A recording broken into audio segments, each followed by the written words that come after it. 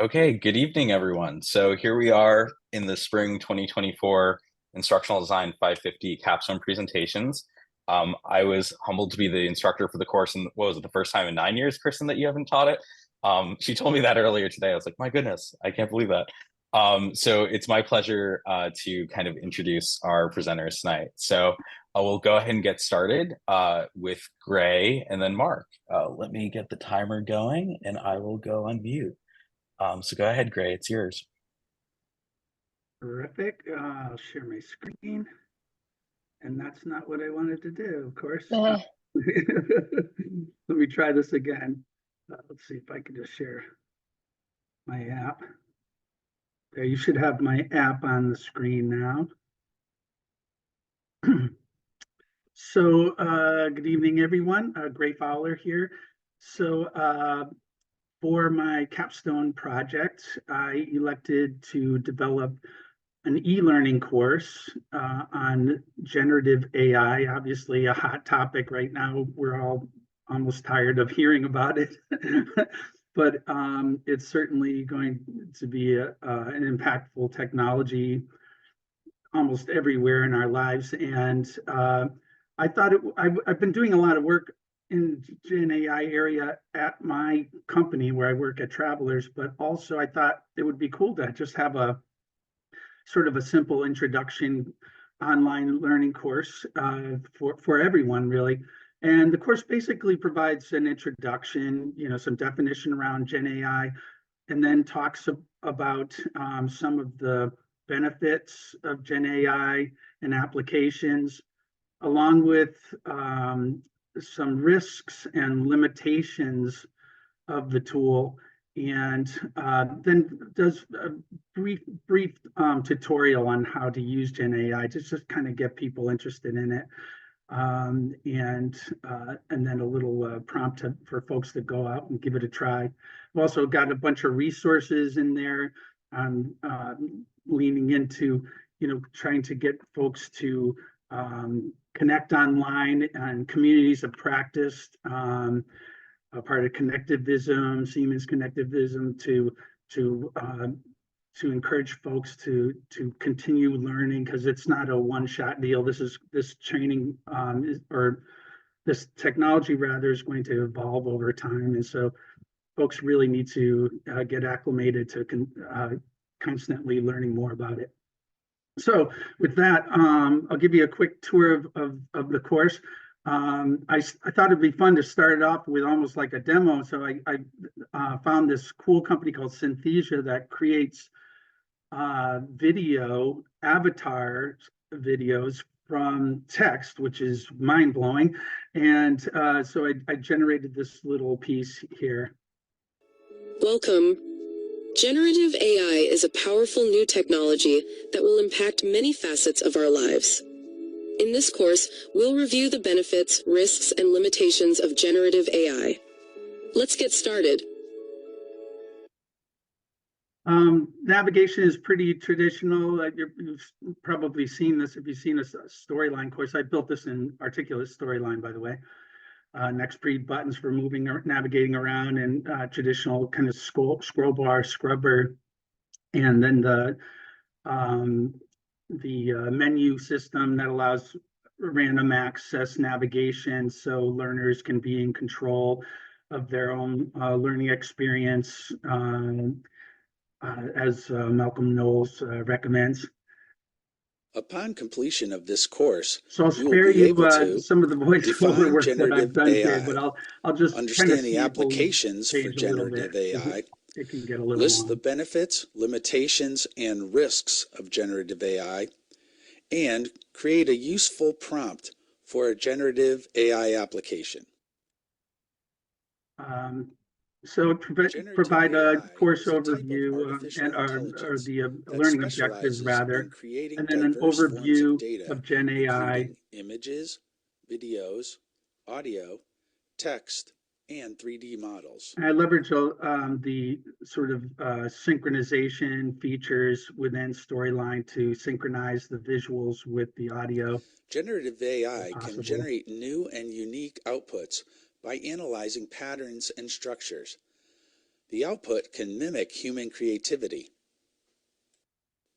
Generative AI continues to evolve, and new and more sophisticated applications are being introduced every day.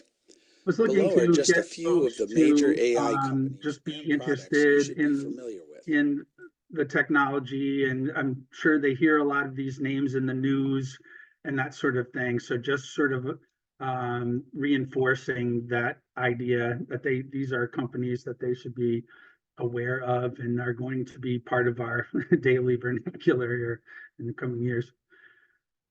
So in the benefits and limitations and risks sections, I leveraged sort of an explore style approach where learners can just click on these terms to reveal definitions. And this is a real great way to keep a level of engagement up, where they see the structure of the type of content that's being presented, but they can view one definition at a time. So I did that for the benefits section. And then I'm presenting knowledge check questions throughout. I already answered this one, so it's not gonna let me take it again. Anyways, I've been including remedial feedback in those knowledge check questions. I think some of the others will let me. Again, just explore style templates where I'm providing some information about limitations of generative AI here. And similarly, going through the risks. Generative AI. And then here's another knowledge check. Again, I'd have to reset, I think, in order for this guy to let me. Generative AI applications usually provide the because they lock desired it in once you response take it after once. the first prompt. You interact with a generative AI application through a chat-style interface. You provide a prompt, and the application will respond. So this was basically a screen capture video. My goal here was to just make the learner comfortable with the idea that, you know, it's not very difficult to use. They can type in a prompt, and then the answers are presented there, just to expose them to the environment. For the best response, a prompt should include so I don't have the a lot of time role, left, but in a the nutshell, task, I and the present format of the desired output. a little tutorial on how to create a prompt, talk about the best way to improve your results is by creating an initial prompt and then going back, and as it recalls your context, it will you have the opportunity to just add another prompt that will improve the response. So much like having a conversation with a colleague. And then I'd provide this opportunity for learners to go up and give it a try themselves, a summary, and then a resources section where they can go up and explore the communities of practice, or Learn Prompting is an amazing little site where you can polish your prompting techniques and some other resources. So that's This is awesome, Gray. Yeah, thank you. Thank you. Any initial questions? I know you wanted to group the questions, Adam, in the spirit of time. Yeah. Do you want to let Mark go first, or should? Yeah, let's do Mark's, and then we'll take a pause. Yeah, that'd be good. Okay. And I like pairing these two together because they both have kind of a micro learning aspect to it. But Mark is kind of more of a proof of concept. I'm really excited about that. Thank you, Gray. This has been amazing. I love that you incorporate the feedback too about the prompting and testing and that piece of it too. Cool. Thank you. Yeah. Thank you. Woo. Okay. Handing it over to you, Mark. Here we go. Very exciting. Sorry, just making sure screen share shut up. Three slides to just kind of elaborate on the concept, and then I'm shifting over to the website itself and some things to show there.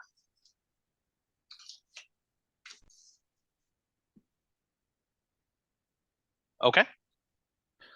So the idea for this project, a previous job, I was working as a workplace trainer. I was growing kind of frustrated with some of the elements of the process.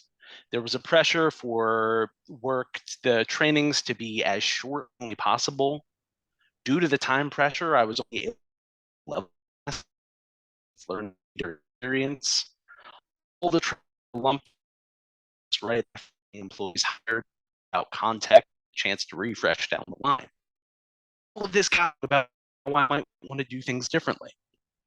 How could workplace training take up a minimum of time to let's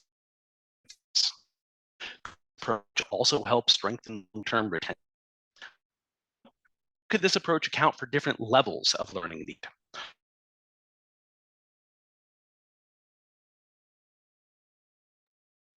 Hey, Mark, your audio is like going in and out. I think we might have even lost you. Don't know. Mark, still, did he drop out? Okay.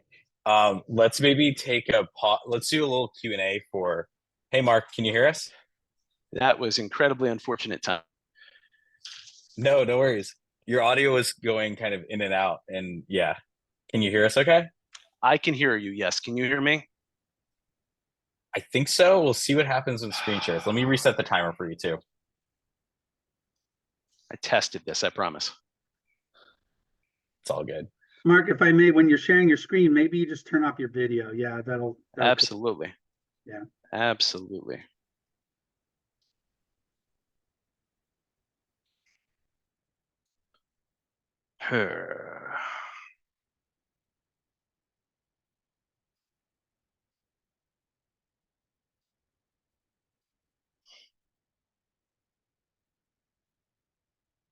Okay, can you? All right, so I don't know when I cut off, but I was saying the origin of this I came about through some frustration with a previous job in workplace training. I ended up creating a website that I've been calling Cybersecurity for Breakfast. It is a resource that provides cybersecurity training to adult learners. I've chosen the topic of cybersecurity relevant to different professional fields. Every cybersecurity topic is broken down in a sequence of short video lessons. A learner is expected to complete one lesson per day. All of the videos with the topic sequence build on each other. And within a topic sequence, there are branching outcomes between the videos. So the end of each video contains a brief assessment. Depending on how the learner does with that assessment, they will either be sent to a normal next lesson or to a next lesson that incorporates review. One short video per day means that an employee is only losing a few minutes per day at most while still achieving learning objectives. This makes it an efficient way to conduct workplace education. Videos within a topic sequence building on each other allows for a learner to stay on a topic for days on end. Long-term exposure to an idea along with the chunking and spaced repetition strengthens learner retention. Finally, branch outcomes account for different learning levels, different learning needs, so this resource is able to meet learners where they are. Now, to demo this idea, I researched, wrote, and created all the videos, 1 week demo sequence on the topic of video sequence along with the assessment questions and the branching outcomes are currently being hosted in 8 embedded on the website. The map you see here on the screen gives a visual overview of the path that learners can follow. The black box are different videos. They're currently uploaded to YouTube since that provided control and accessibility features like closed captioning. And then this is where they're embedded into this part of the template. The blue boxes are the assessments, and obviously the lines coming out of it are the branching outcomes or the lesson providing an additional bit of review. Now, I like this visual, but this just represents an experience that lives here on the website itself. So this is the homepage, cybersecurityforbreakfast.com. This is what the homepage looks like. The title is here at the top. There's a bit of welcome text as well as a picture. There's also this section here at the bottom saying learner profile information. If I expand this, this represents a learner after registering with the site and creating a profile would have some personal information, as well as some information about their progress through the resource itself. Last but not least, we have these very important navigation buttons here at the top. Now, for the sake of demoing the build, I ended up creating two different versions of this pathway. What I think of as the main version lives here. This is the version that we call the outcomes. This has everything, all of the videos, the assessments, the outcomes. All elements are in place here except for the scheduled release of lessons. If you wanted to, you could go here and knock out all 5 levels of the lesson all in one sitting. This button takes you to the other version. While this was a proof of concept, I think this as a proof of concept of the scheduled release element. Now, for right now, it's hosted externally on Canvas. There are 2 different links here on the page to get there to try to ensure that you have access if this is something you wanted to check out. The version on Canvas with scheduled release versions of these lessons. The review videos are accessible, but I'll show you real quick. This is the Canvas homepage I put together. The modules takes you through a week-long path of the standard lesson. Pages has all of the review versions of the lessons if a learner would like. The first video in the path is live right now. Everything else, all of the other videos are scheduled to be released once per day in the morning throughout the rest of this calendar week: Tuesday, Wednesday, Thursday, Friday. The very last thing I want to say is that there's definitely more to show, but this website's publicly available. So if it's something that's interesting, you can go to cybersecurityforbreakfast.com. It's out there. It's going to take you right here to the page. Feel free to poke around and explore all of these features for yourself. I hope this is a concept that uses technology to provide workplace education in a way that is efficient, effective, and thank you for your time. Mark, thank you. Woo! Yeah, like that was awesome, and you rolled with the punches really well with the whole. Yes, that you did amazingly, and I can't believe you built it out a second time. I tested that earlier today. I'm sorry about that. No, you're good. As a new dad, when did you have time to build this a second time? My goodness, congrats! This is awesome. Let's take a pause and yeah, let's ask any questions people have for Gray and for Mark.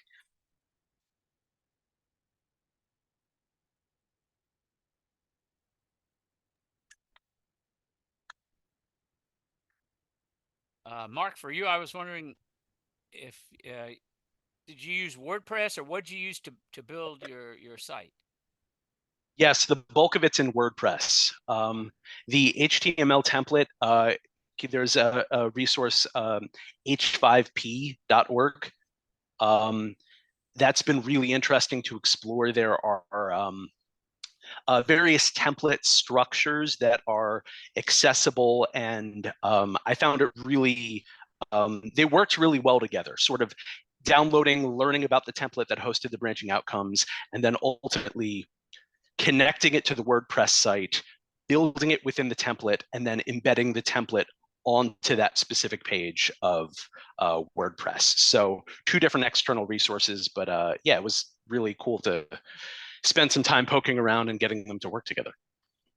Could you repeat the name of you said HP5? H5P. H5P, okay. Thank you. I was excited, Mark, when you started using it on your project. Francis started playing with it in our day job in the instructional design team at Quinnipiac. So thank you for bringing that back. I just have a quick question for Gray. I've never used is it Articulate where you created it, Gray? Yeah. So the only, I guess, similar thing I've used is Captivate. I know it's not the same. So if like, I know I work in education, I'm a teacher, and a lot of my colleagues have been looking into new curriculum, which includes a lot of AI-based learning for kids. So like if I were to share in like something on Articulate, do you need to also pay for this subscription in order to complete the course, or is it just for creating it? It's just for creating it. Yeah, it's like Oh, an okay. online tool, and then you publish, and it generates basically a little website for you. And Uh-huh. that's and you have different output formats depending if you're installing it on like a SCORM LMS or Got it. XAPI. You can install it on Okay. Watershed for free, or the different output formats, or just HTML. Okay. Yeah, Awesome. No, I use Captivate and I very wasn't similar. a fan. Okay. Yeah, it's I very mean, I've similar. heard better things of Storyline versus Captivate, but I mean, it looks awesome. I mean, your project looked fantastic, very organized. Everything looked great. Thank you so much.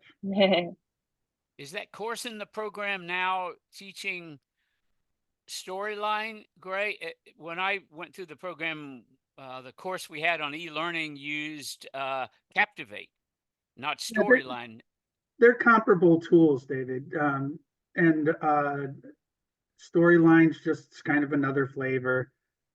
Burger King, McDonald's, so it's in my opinion, Storyline is a little easier to use. It's very similar to PowerPoint, the interface, so it's very intuitive.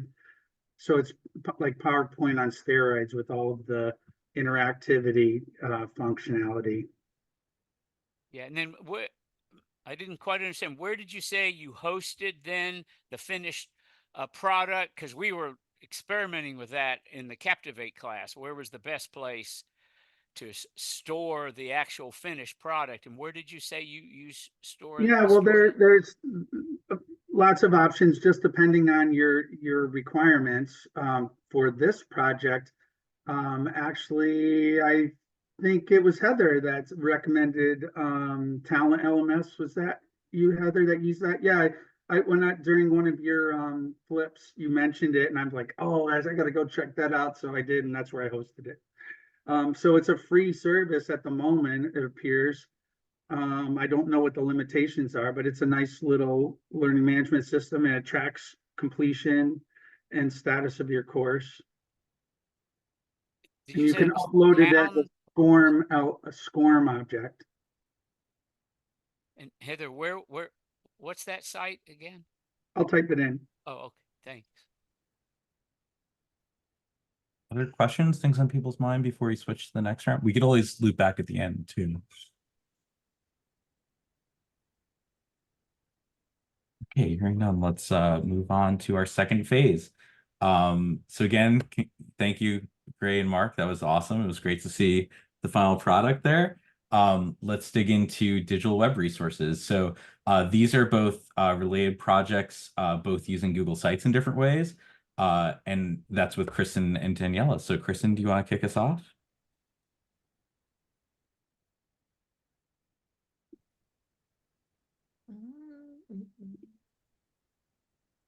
Oh gosh, I have to open my preferences.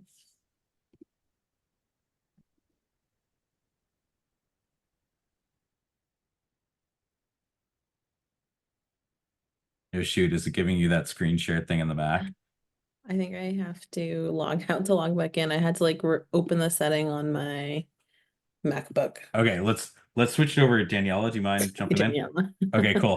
We will see you in a All sec, Kristin. good. Good luck. All right, so I am sharing Google Chrome. Okay. You guys can see my screen? Yeah, okay. I haven't used Zoom like this in a while. I want to make sure everything's visible. Okay, so as Professor Adams said, I created this on Google Sites. It's a resource or a website for teachers, primarily for K-12 teachers, and it's kind of like a resource for them to learn a little bit more about assistive technology, and get more information on how to use it in their instruction, the different types of assistive technology. So right now I'm on my homepage. I created a little logo on a free site, forget the name, but I just wanted to make it nicer. I was told and I got feedback that I shouldn't use my own district's logo or information. I was first planning it on creating it within my district so I can share it with them, but I thought, and based on feedback, I changed that. So I gives a little overview of what it is. It's a comprehensive guide to integrating assistive technology in the classroom. I include some visuals, the overview, and the key features. So I have several different pages on my Google Sites, and this kind of gives the features, a carousel of images where I show different students using different types of assistive technology. And on the bottom of this homepage, I included a video that I found on YouTube. It gives the definition of what assistive technology is and some examples. So I thought this was a good introduction for the topic. And throughout all my whole website, you'll see the footer with the title. I created an email just for this organization, I guess we can call it, and a contact us button, which will take you to sending an email to this email I created. But there's also a contact us page. So my first page is about assistive technology. So kind of what it is, the different benefits of assistive technology, and how we can use it to support students with diverse learning needs. So I not only talk about the benefits, but I also list different examples of assistive technology that many teachers may already know and some may be new to them.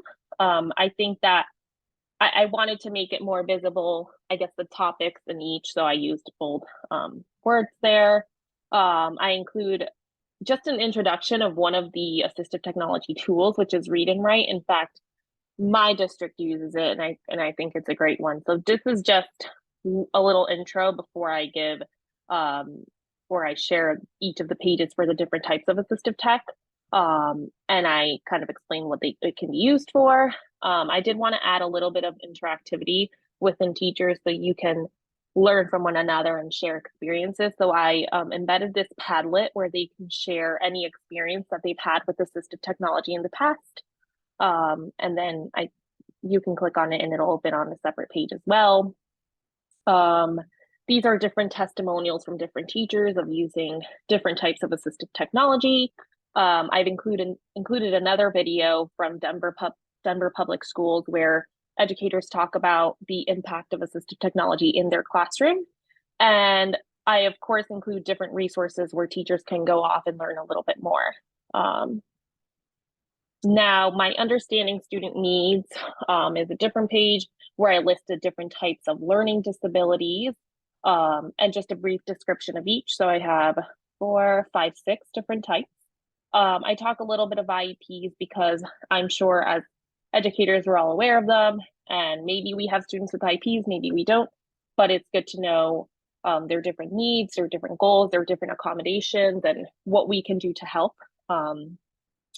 This video talks about IEPs, the different popular accommodations, who's involved in an IEP process, and then I include right here below the key components of an IEP. So because this is geared towards K-12 teachers, it's important that all teachers are aware of how the IEP process works. So I talk about assessment, evaluation, and I try to minimize the text as much as I could, but it's just all important information that it's hard to kind of take away certain points.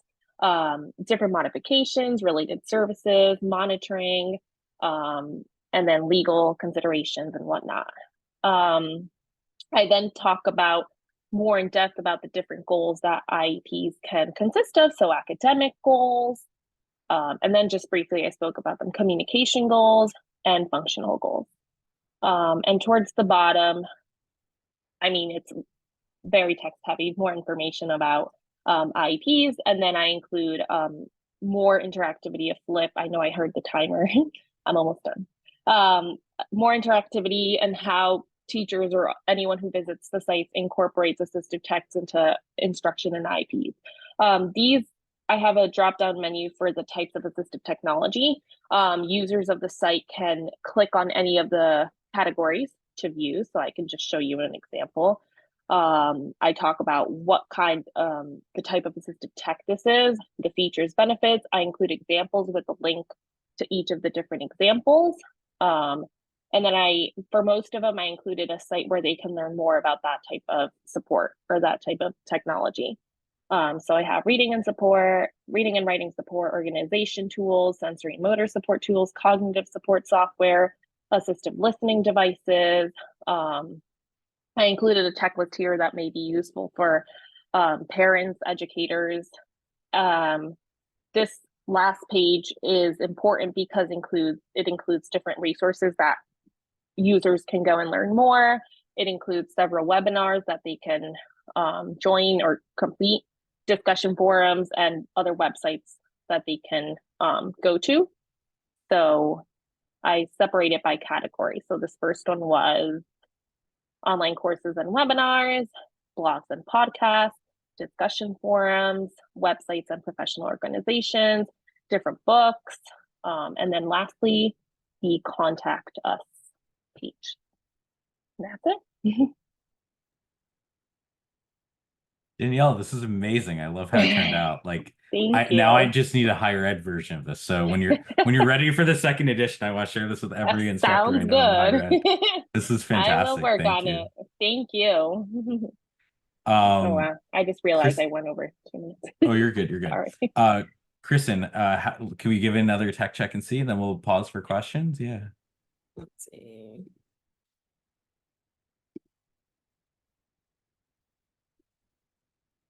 Can you see it?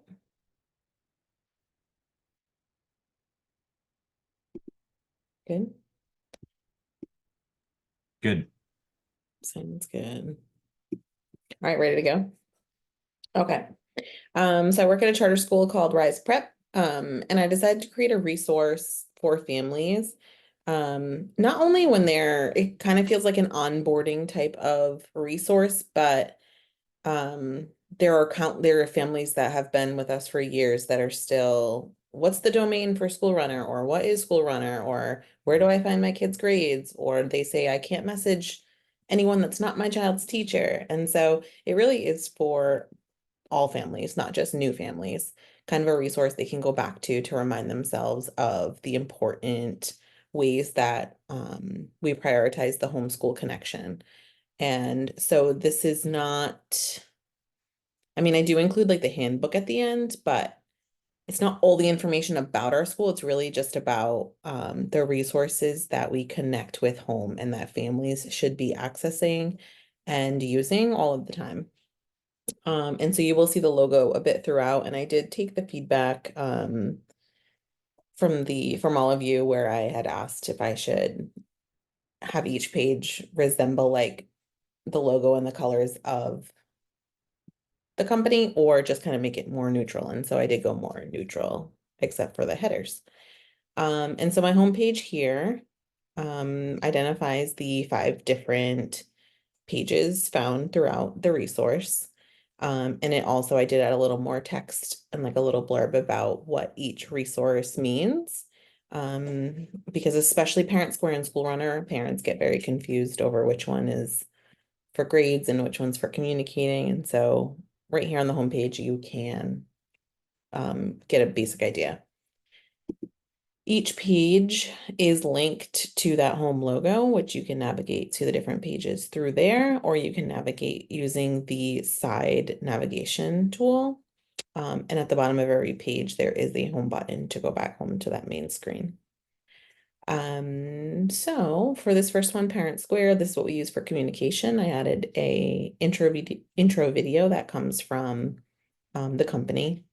I also added the links, and I did this for the other tools too, links to download the app. And so a lot of people will use these apps on their phones primarily. And so I did put the app links right there. And I did also take the feedback where I do have it kind of branch out between if you're using it for desktop versus mobile, because it is very different. And on certain sites, some of the information you can't even access from the phone. You have to go to the desktop to access some of the information. So from here, you would click laptop or mobile, but I did not hide those subpages. And so you can navigate to them freely if you want to. And both pages are structured pretty much identical. Just the information is going to be how you access things, what it looks like desktop versus mobile. I did set it up in a structure of like a frequently asked question. And these frequently asked questions come from frequently asked questions that we have received from families countless times. And so I included, for example, how do I see posts from my child's classroom? I included screenshots and kind of highlighted the important areas where they would need to click. But then I also did include a video. Log into Parent Square. This is what your homepage will look like. I'm not sure if you can hear that yet. You can see your children. In the main part of the screen. And so then I some random videos. So there is a video for each question. And then depending on, I'm gonna go to the mobile to show how I did it. On these videos, When you open your Parent Square app, I used video to add images to where I was clicking, because when you're screen recording from your phone, it doesn't really highlight what you're clicking. And so I added some icons and images throughout the videos When you click over so that you can see where I'm clicking. you can click on students. I used Screencastify for the laptop and desktop videos, and so you can kind of track my mouse. So I didn't really add anything to those videos. And so both pages are set up similarly. And at the bottom of each page, I also put a Google form for questions or comments, because one of the things that we talked about throughout the course was kind of getting ongoing feedback and research. And so if families are struggling still to figure something out, they can fill out this form and ask questions, and then I could be adding to this resource. School Runner, the page looks very similar. This is a common question, is like, what is the domain once you get kicked out?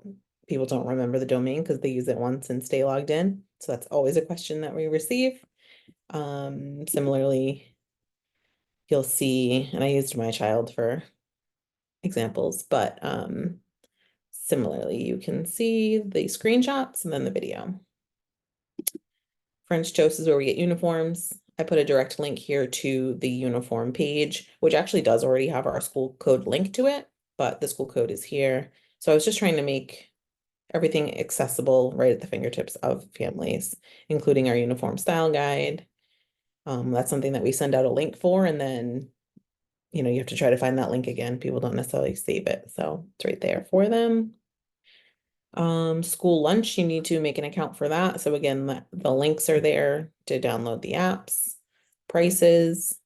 Another common thing is we send out the paper menu, but sometimes that gets lost and parents are always asking for another menu, or where do they find it? So there's a direct link there to the menu that's constantly uploaded. And finally, kind of just some all-encompassing information about the school. Like, you could go to the website to learn more about the school. Like I said, this resource wasn't to teach people about our school, just about our resources for families. Contact information, our handbook, and another form just in case on every page. It's if you have any further questions, you can contact us to get that. And then the homepage, the home button also goes back to the homepage. And that's that. Thank you, Kristin. It came out really nicely. This is such a wonderful resource for your school community. I think everybody's going to finally find those frequently asked questions as answered, and they're going to be like remembering it now. Good stuff. Thank you. Thank you. So yeah, questions for Kristin and Daniela?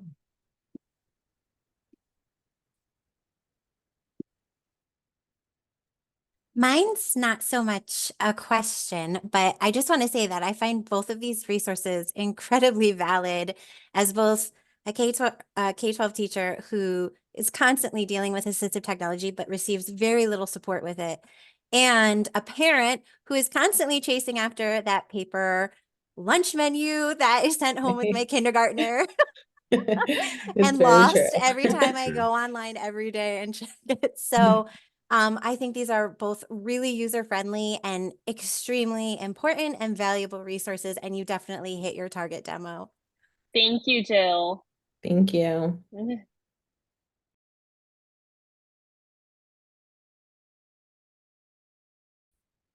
Other questions? I loved how Google Forms integrates really nicely into both of them. One should assume Google's figured this kind of a thing out, but it just looks so integrated into the site, like it's really part of it. It's not like an iframe. It's cool. Yeah, it looks anything Google, it integrates and embeds very nice. And the handbook too, like the handbook scrolled really nicely. Yeah, the handbook did. I was just gonna say that it was nice to be able to link those and not have it be something that opens on another page if you didn't want it to, because if you click on it, it will open another page, but you don't have to. So I like that feature. Other questions?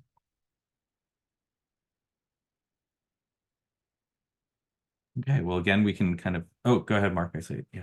I was just going to jump in with a quick one.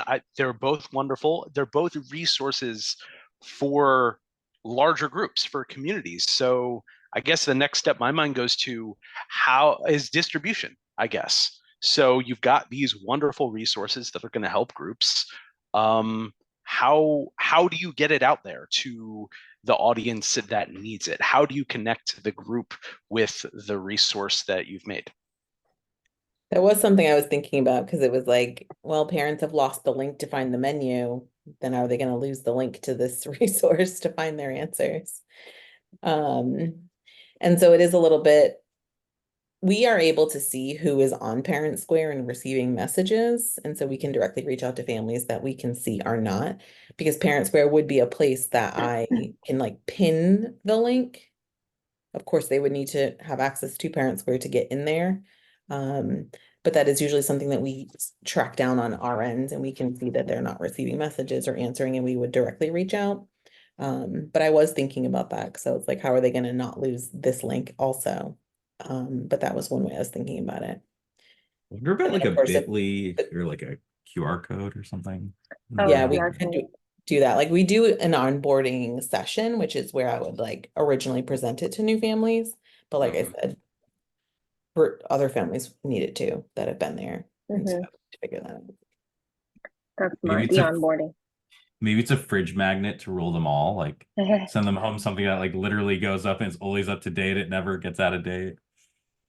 Sorry, Daniela. That's a good idea. No. I love that idea. In my case, I think that, I mean, I was planning to share it with my own district. I do follow I'm in a lot of groups on Facebook, like education groups and whatnot. So I think that just starting even sharing it there, the link itself. I mean, any other suggestions are appreciated. That makes all the sense of the world. Great job. I love both of them. Great job. Thank you. Go ahead, Jill. We use in our school, we have just like the regular homepage for the public school system that we have has a bookmark link for every single school. And so you can embed like really important links in there. And for the most part, I mean, I think parents tend to remember the main website for the public school system. So then the bookmark's just right there and you can You're right. drop it down. The main district site is also, I think, the most important one. Like in my case, I think sharing it with whoever's in charge of the website, that's a good idea, Jill. And bookmarking it there. Good suggestion. Thank you. It's too bad. Like it makes me think back to the old Twitter ed chats and all that, like that were around, and like just in general, like where teachers kind of convene in like digital spaces, like where you can share it out. Yeah, I know. Not as popular anymore, right? Lots of things change. Well, thank you both. This was amazing. And now we're going to transition into our final three presentations. And I, of course, lost my order here. I think this is our grouping of courses. So each of these are a focus on a specific instructional course. And we're starting with Jill, and then Tyler, and then Heather. And I think we'll be pretty close to 7:30, but I think we'll go a few minutes over. But yeah, I want to make sure that everyone gets time. So yeah, go ahead, Jill. Thank you. Let me get this started. Okay. Can everybody see the screen? Okay, great. So for my capstone project, I focused on redesigning a math methods course that I teach at CT State Community College at Tunxis. The course is for future elementary and early childhood education majors. I redesigned the course syllabus and the first 2 modules of the asynchronous fully online summer version of the course, which typically spans an accelerated 8-week schedule. The course redesign is hosted in Canvas, as you can see here, the Canvas learning management system. And my primary aim was to enhance both student outcomes and learner satisfaction through innovative instructional design. So the purpose of this project was to significantly improve the learning experience. A lot of students tend to have difficulty with the summer course because it's accelerated. So a really easy learner navigation system and user experience is important. So to reduce the frustration on that end so that they can really focus on the material. So I focused on the first crucial weeks of the course, ensuring that they're not only comprehensive, but also engaging and accessible. That was really important. The design of the project was rooted in Sweller's theory of cognitive load, Bandora's social learning theory, and Knowles's theory of andragogy, and of course, UDL principles. These foundations ensure a dynamic and accessible learning experience for all. My goal was to develop engaging modules that simplify navigation, incorporate multimedia, and provide hands-on and contextualized learning opportunities. So I began the course redesign of the current course syllabus. Whenever I talk to students, this is always such a point of contention because I always take a poll. Who actually read the full syllabus? And I say, be honest, I'm not going to be mad. I just want to know. And maybe 1 or 2 students will say that they read it from cover to cover. So I really wanted to make that syllabus a little bit more engaging. It was, overwhelming, uninteresting, bland. And it often went overlooked and unread by students. So I've tried to transform it here. I'll pull it up. I do have the old version just so you can see it. And it's very inaccessible too. This is something that we take from the college and we add our own content to. And so you can see it's just very long. I mean, this is 11 pages long. So what I've tried to do is really compress it I got it down to 4 pages and just make it a little bit more aesthetically pleasing. So it's been fully redesigned and crafted to be much more user-friendly while still integrating all required elements of the CT State institution. The redesigned syllabus was actually inspired by the QU webinar, Creating an Inclusive Syllabus, that was presented by Caitlin Hanlon earlier this semester. So I used a lot of those ideas: inclusive language, accessible formatting, and a visually engaging and aesthetically pleasing presentation of information. So this was the first piece of the project. I then moved into the creation of the learning modules. So there are 2 that I've built out right now, Module 0 and Module 1. They run concurrently the first week of the course. In Module 0, we lay the foundation of foundational skills and pre-training necessary for navigating the online platform to facilitate understanding of course layout, general expectations, and norms. The module is designed to build technological competence as much as to build a positive rapport between instructor and students, which I feel are really important for student success. So it includes a variety of hands-on activities aimed at engaging students from the start, helping them to grasp the course objectives clearly. Some activities, as you guys can see here, include familiarizing oneself with course documents, preparing required technology, developing a study plan, identifying and exploring target manipulatives for use throughout the course, because it relies really heavily on using manipulatives in the math classroom. And that was something I really wanted to transfer to the online portion of the course. We're using physical manipulatives in the classroom. How can I get that to work for them when they're online so that they're still getting those interactive, engaging experiences? And then, of course, finally introducing oneself to your peers. And at the end, it ends with a little syllabus quiz assessment just to ensure that they understand the course layout and what's expected of them so that they're successful. So that piece is really for them to gauge their knowledge and understanding and make sure they're good to go and that they've got the technology set up. They know what I expect. They know what they need to be successful, all of that.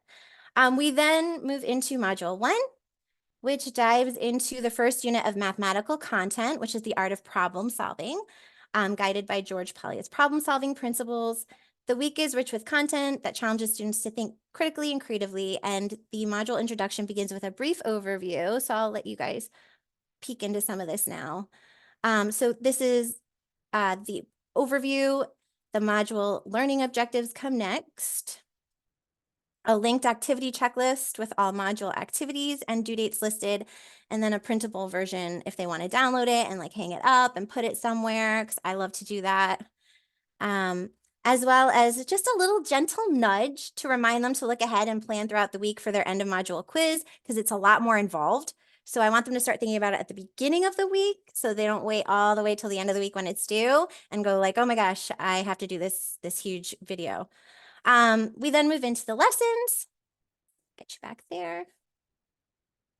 Right here, I'm just gonna pull one up. A series of brief 5 to 10 minute micro lectures, which has been created, designed, and recorded using multimedia principles. Each micro lecture is accompanied by guided notes, which are designed to help students focus on the critical concepts and to reflect on the newly learned material. And then the note, and then of course, reflect right here. And the notes align really well with the knowledge checks that come at the end of every lesson. When they take these, they'll be provided immediate feedback, and then some scoring tips are included here to encourage specific action steps based on how they score, whether they need to go back and maybe review or reach out to me, or they're good to go and they can move on to the next lesson. And then finally, after that, after they engage with the lessons, they move into the activities. There's always a homework assignment that reinforces the math, and then a discussion that contextualizes the math in a teaching context and scenario.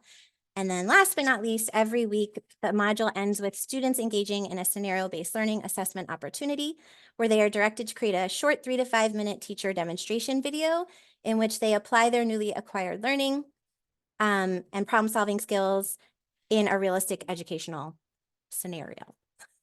That's it. Woo! Thank you, Jill. I love how it turned out. The aesthetics of it are so much fun. Okay. It just has like such a tight brand going on with it. I'm really excited to hear people's questions when we get to that point. Okay, let's jump in. Tyler, are you ready? And thank you all. I know we're running a little over in time, but thank you.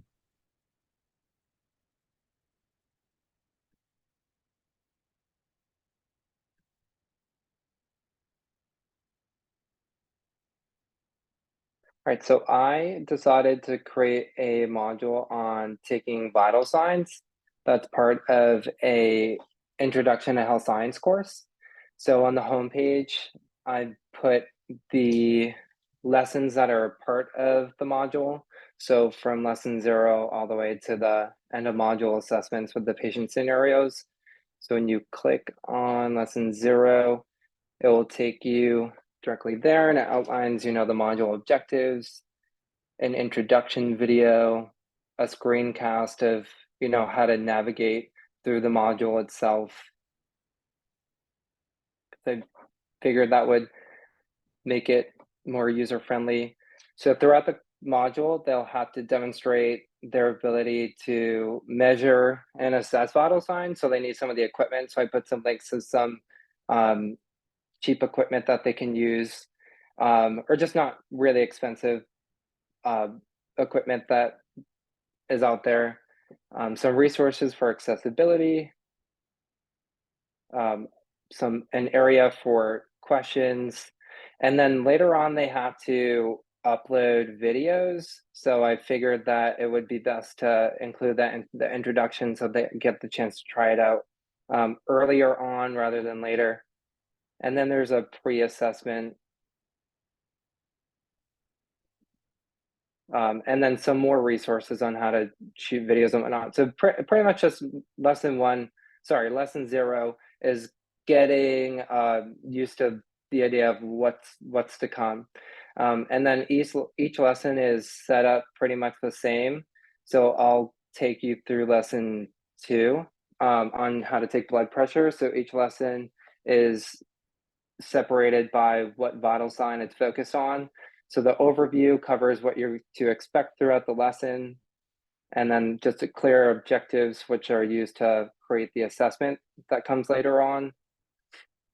And then I put together a couple articles to make one cohesive reading that narrows down the main concepts for them. in PDF form. And then the discussion posts where they use that reading and they are able to apply their understanding of it and the importance of measuring it.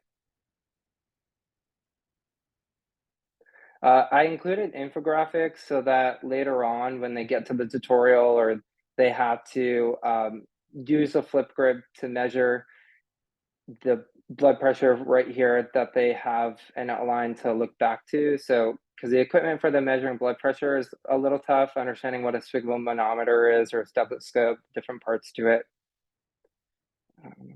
And I made it a link so that a screen reader could access it, because when it was in PDF form, it wasn't accessible.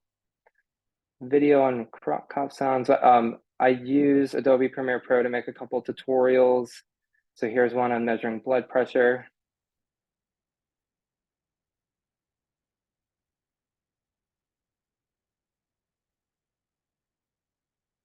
So then I put the cuff sound in here so that they could see what it sounded like. Blood pressure is always the toughest one. I teach biomedical science, and it's always the hardest one for them to really be able to understand.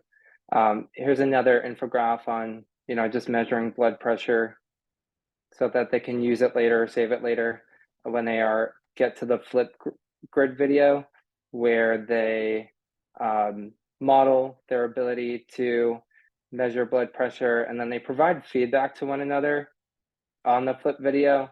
And they're able to upload it as many times as they need to in case the videos aren't clear or whatnot, just so that doesn't get in the way of their ability to show what they know. And then check for understanding at the end, where one question is given at a time. And there's some questions at the end that incorporate some videos to show their ability to measure and assess what's going on. That's for blood pressure. If I go back to the modules. So again, each one is pretty much set up the same. There's also optional videos and a checklist at the end of each video. So the checklists are using Google Forms so they can check off.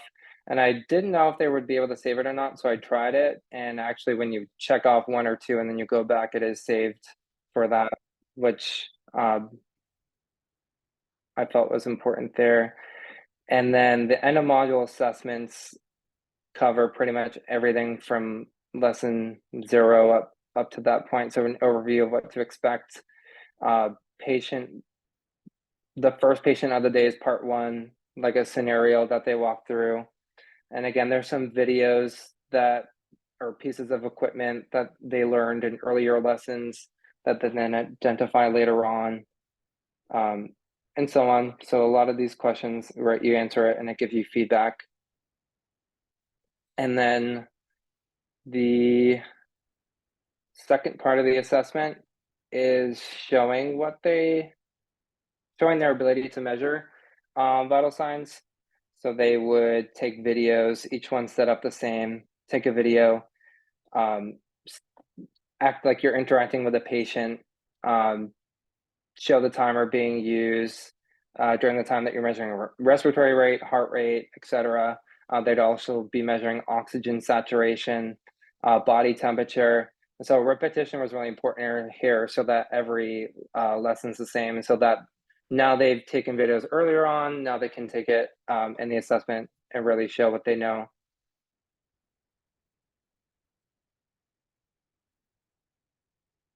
And yeah, again, just more infographics, whatnot. Like here's another one for heart rate that I did, just different parts. Again, just the point is so that they can save it and use it at another point.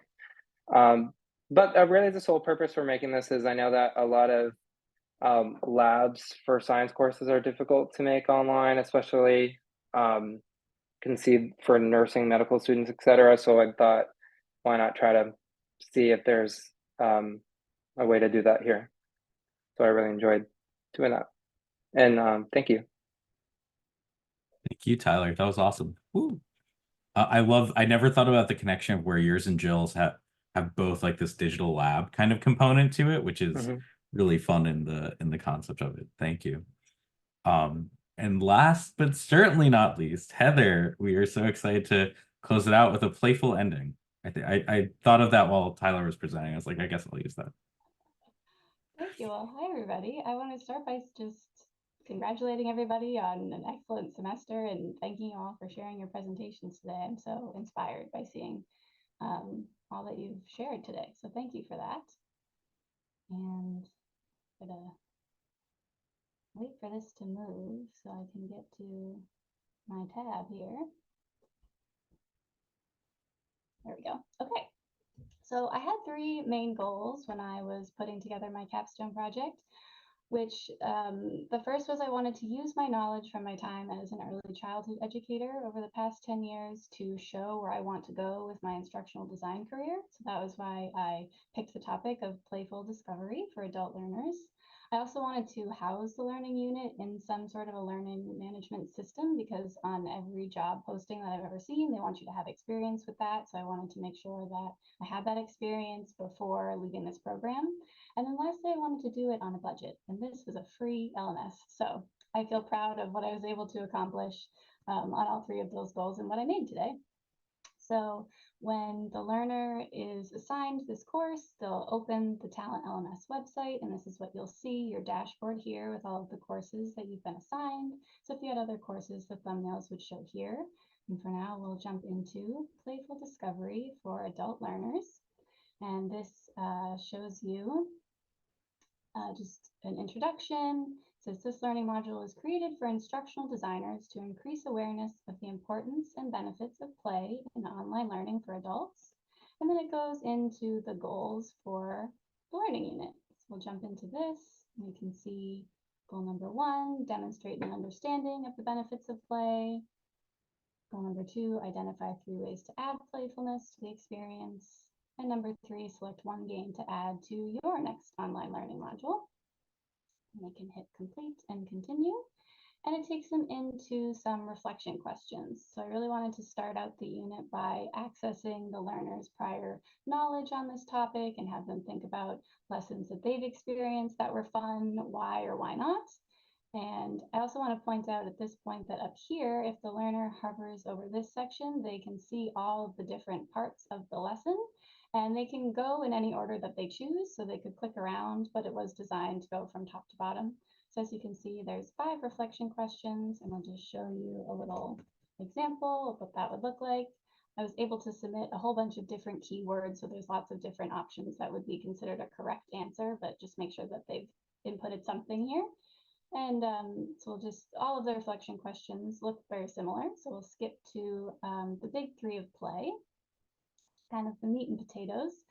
It is an animation that I created using Powtoon, and they'll learn what are the big 3 of play in adult learning, and they'll also learn 3 ideas of games they could use in their own learning units. So I won't show you the whole thing, but I'll just give you a little taste of what this animation looks like.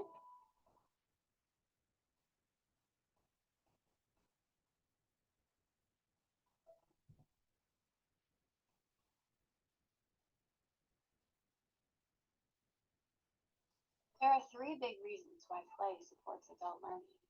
Number 1, adults want to learn things that will be immediately applicable to them. So as I said, this continues. It gives you the big 3 of play. I was also able to upload this onto YouTube so that it has the accessibility feature of the closed captions for the sections that have audio. And then once again, they can hit complete and continue. And that takes them into the first knowledge check. So we'll get started on that test. And it includes a couple of multiple choice questions as well as some fill in the blank. So I'll go ahead and fill these out just so you can see kind of what it looks like. And I intentionally answered one incorrectly so you can see what happens. As you can see, we passed. But if you do get an answer incorrect, then you get some feedback and it shows you what the answer should have been. So you immediately understand where you went wrong and how to move forward. So we can continue here, and this is it takes them through similar information, but in a more playful way. So it asks you to follow this link here. Unfortunately, I wasn't able to embed this in the LMS itself, but you can just check the link and then go back. So it says match the type of learning, match the image, the type of learning that is best suited for.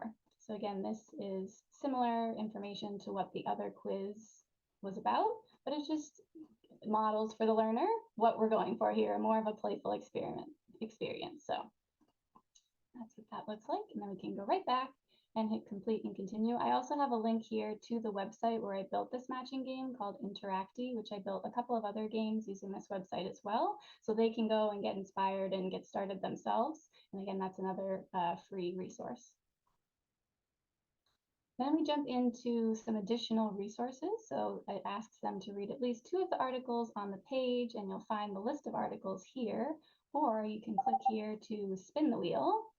And this takes them to a more fun version of a list of resources. So you can spin the wheel, see what you get.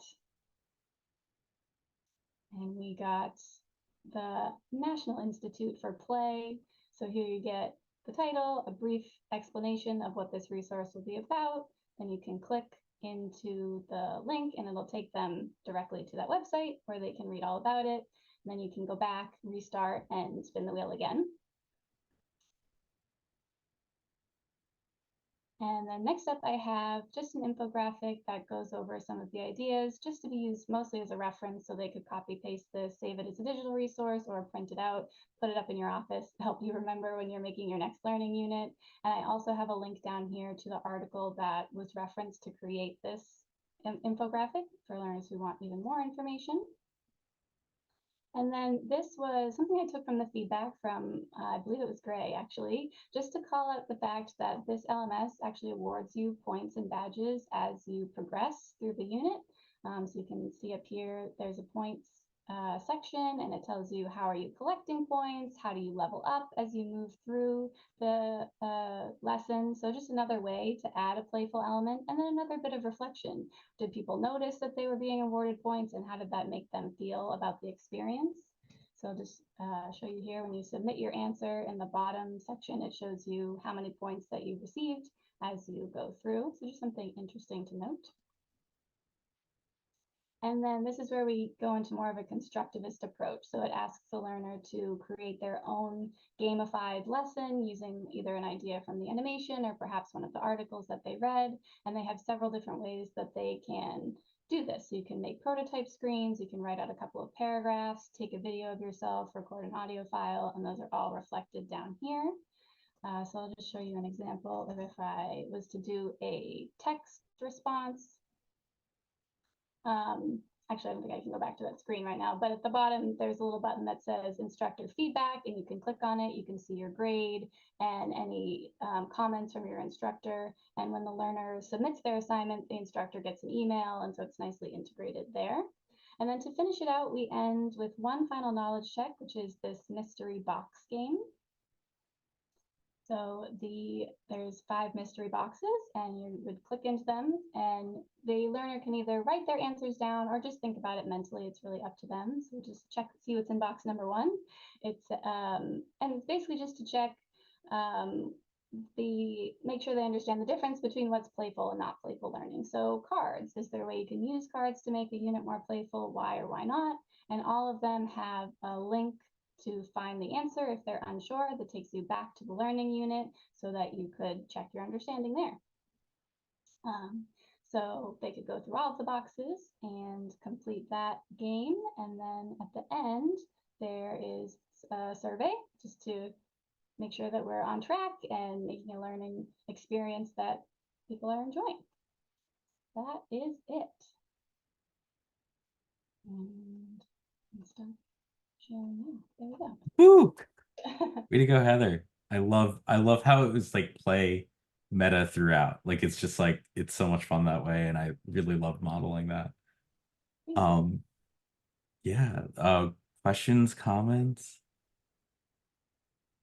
I wrote down interacti.me, like that website I hadn't come across before. It made me wonder if there was like SCORM integrations or things like that. Yeah, there was, I mean, I only used 3 different kinds of games that they offered. There's lots and lots of different options on that website, so I think that would be a good one. Do you just have do you have the free version, Heather? Yep, I just have the free version of Talent LMS. So actually, when I was looking into sending the link today, I can upload individual users and add them to the course. But in order to make the course public, then I would need to get a paid version. So it worked for the purposes of this. But if I was going to do it on a larger scale, then you would need to get a subscription. You're talking about to LMS? Talent LMS, yeah. All right. And Gray, you were using the same LMS, right? Yes. Yeah. Yep. Same one. Yeah, I would be interested to hear, Gray, how you were able to put the articulate into it, because I hadn't played around with that before. Yeah, there's a place where you can upload a SCORM. You just gotta poke around in there for a little bit. The interface is not super intuitive, but I eventually found it. Yeah, I did quite a bit of Googling as I went, okay, now I'm on this step, how do I do this part? And they had some good explanations, but like you said, it wasn't necessarily intuitive. I have a question for Tyler, actually. So application level learning for online is always super difficult, if not impossible sometimes. And so, blood pressure, I love that, how that you leverage Flipgrid so that it sort of forces them to do the exercise. First of all, is it your program an asynchronous program where almost like our online courses, or is this something that you sort of witness them doing this stuff, or you go and grade those things later? How does that work? So the course that I teach right now, it's all in person, but just when we first started the Capstone, actually, that's when we started to do the vital signs, and I was thinking of different ways that you can make it better, because for this course, you'd get curriculum, it's Project Lead the Way, so they sort of have everything already built for you and you can modify it as needed. But I felt like there was a lot more that they could do for vital signs, because it's not an easy concept, especially for, I was teaching it to 17, 18-year-olds. This Capstone project was for, like college students, undergrad students. But still, I felt like there was a lot more to do with it. And for the Project Lead the Way course, there are some digital learning resources, and there were some for this. And I felt like they didn't even scratch the surface. So I kind of used it as a jumping off point. Right. Nice. Yeah.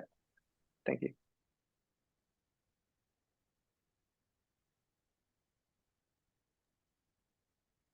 Other questions? I was really impressed with your project, Jill and Tyler, with we've been thinking a lot about site templates and what does that look like, helping people think one of the LMSs we're evaluating on campus is Canvas. So I've been thinking a lot about your models in mind when we think about simplifying and streamlining the navigation, and there's a lot of cool possibility there. I definitely preferred Canvas to Blackboard after going through this is being recorded. That's good. It just looks so much nicer. First of all, it's just easy to look at. It's lighter, it's brighter, it's super accessible. Whereas I feel like with Blackboard, accessibility is almost an afterthought. You have to go in and check it yourself. Canvas is listen, this is not accessible. You need to fix it right now. Only much nicer than that. But it's great, and I really enjoyed using it, and I want to tell CT State to start using Canvas, but I don't have much of a say there, so. Write an email to the academic tech group, maybe. Other questions? Any questions from the folks at the beginning? I know we kind of rushed through that first round of questions. Yeah.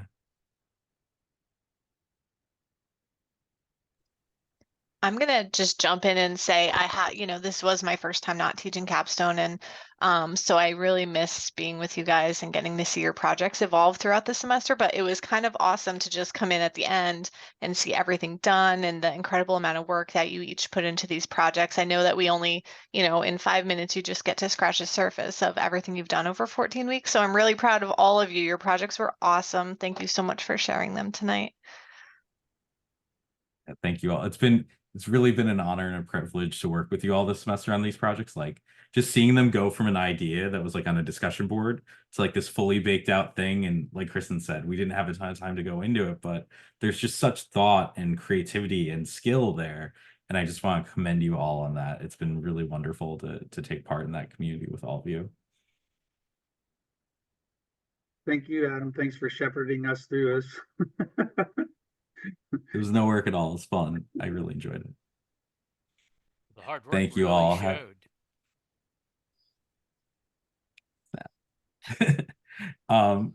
Thank you all. Have a good evening. I appreciate everyone staying over a little bit late. And I'll send an announcement that's like, I'll send an announcement to everyone. I can't believe you made it to the end. Yay! Well done. Congrats, Have a good everyone. evening. Great job. Be well. Thank you. Have a good night. Good night. Thank you.